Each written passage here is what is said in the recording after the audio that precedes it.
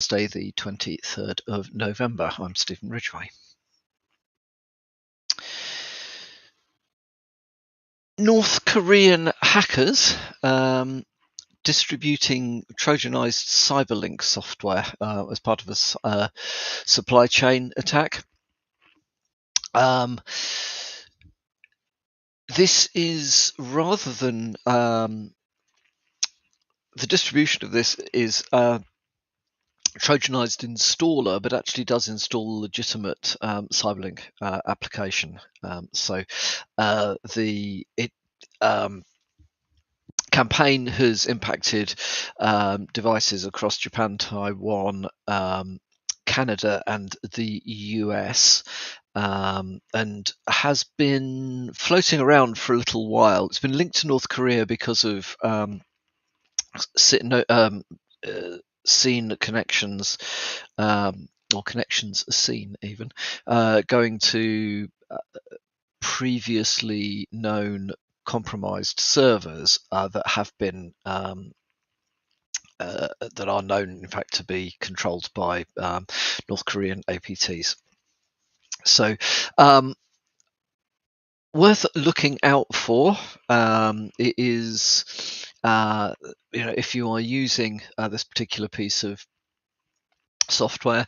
The threat actor involved in this is Diamond Sleet, and it is basically being distributed via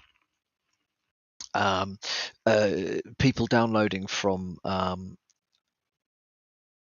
illegitimate websites or non-legitimate websites. So watch out if you are, if you're looking for software. Just generally, would say make sure that you are in fact downloading it from the original manufacturer and not from one of the many sites that may claim to be providing it to you in some other way. So keep an eye on that one. Also, talking about things emanating from North Korea.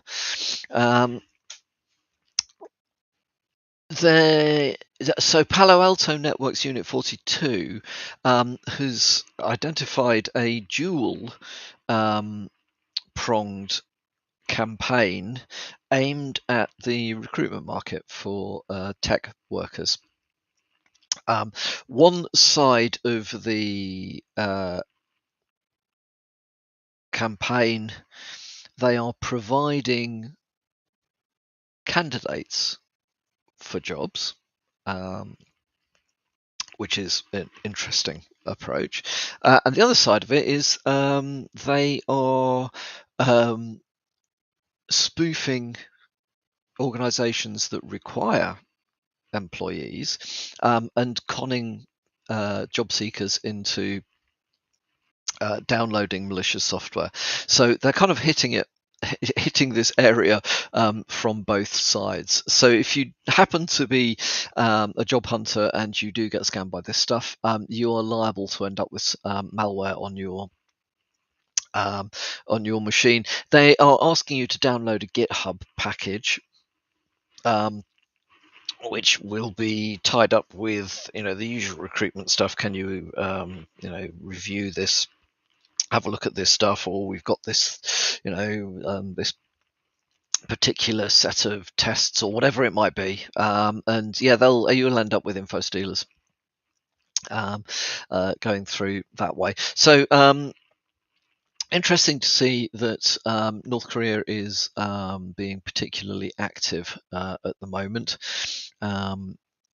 Uncertain to me why that may have kicked off, but it just, or perhaps it's just coincidence, and that we're seeing some more activity from that part of the world. But it's more to do with the way stuff's being reported than an actual uptick. Either way, keep an eye out. If you are in the job market, then be warned. And also, if you are recruiting, do do good due diligence on people that you are interviewing, because it is, of course, an area where if you could actually get somebody into an organization as an attacker, Wow. Yeah. Game's over.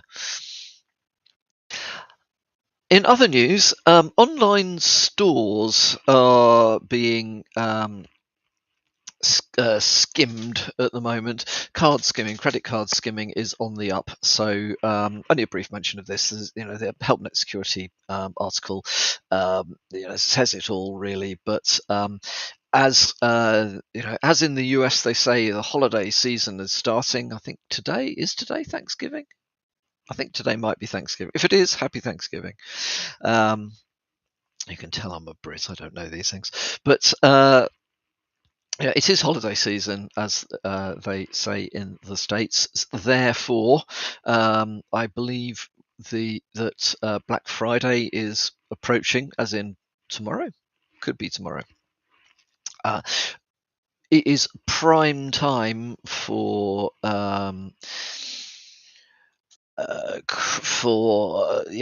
financially motivated groups to be targeting e-commerce. If you are in the e-commerce world, I'm sure you're well aware of this. As for the rest of us, just remain vigilant. It may well be that, if a website has been compromised, you've probably got very little indication that you're putting your details into a system which is not secure.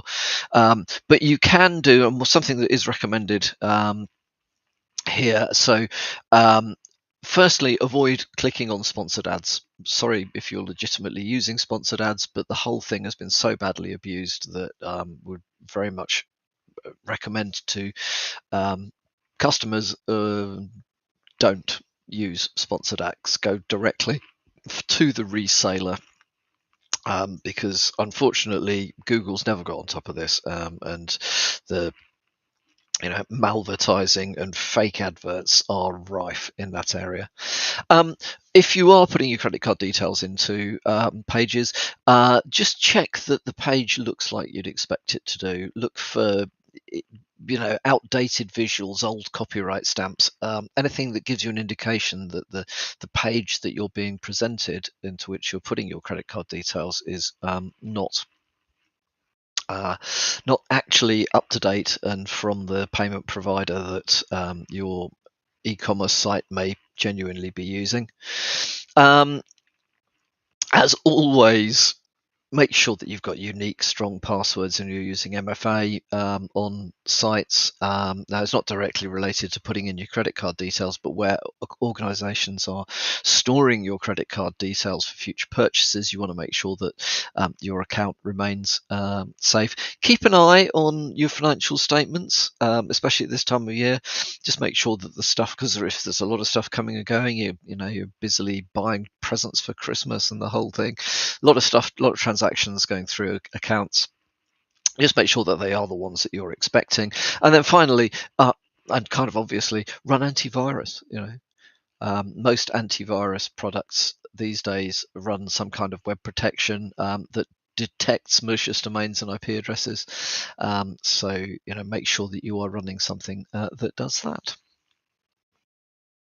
And then finally from me, a very interesting article that I have come across on the Register is that certain laptops are vulnerable to intercepting fingerprint authentication. So Windows Hello fingerprint authentication can be bypassed.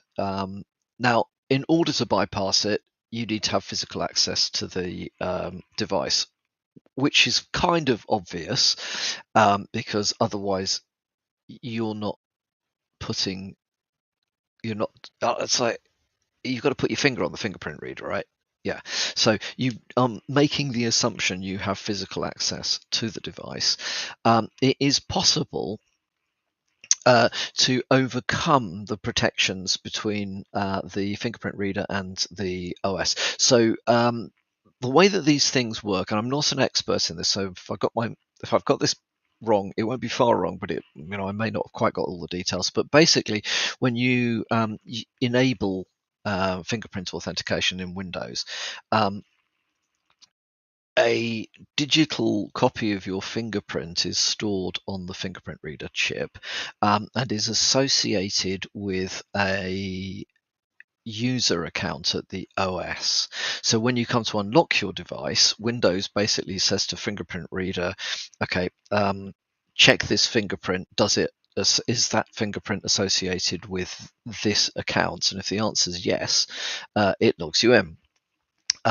Now, that's all well and good. However, there are a couple of sort of structural vulnerabilities in the way that that system works. The first one being, if you have the ability to inject a different fingerprint or associate a malicious finger with a known user account, okay, you can bypass the system. And now you can do that by booting laptops into, say, Linux and using the fingerprint sensors Linux driver to manipulate known fingerprints. Okay, so that's one area.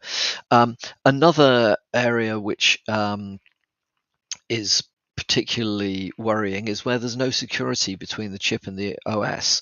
So the sensor can be replaced with anything that masquerades as the chip and simply sends a message to the Windows saying, yep, that's users, fine, log them in. So the devices that have been tested, Dell Inspiron Model 15s, which is in a somewhat long-winded way, it can use Linux to associate a new fingerprint with a known user ID. Lenovo ThinkPad T14s, similar to the above. Again, although this particular device is using a slightly different method of securing the communications. It was TLS to secure the communications, I believe. But you can still do the same thing again. You can boot into Linux, add a fingerprint, associate the fingerprint with a Windows user, log back out, boot into Windows, and log in with the new fingerprint. The worst one was Microsoft Surface Pro 8 slash X type cover with fingerprint ID. There is no security between the chip and the OS at all, so basically replace the fingerprint with something else that says yes, and away you go. Ways to defend against this stuff? Well, if you've got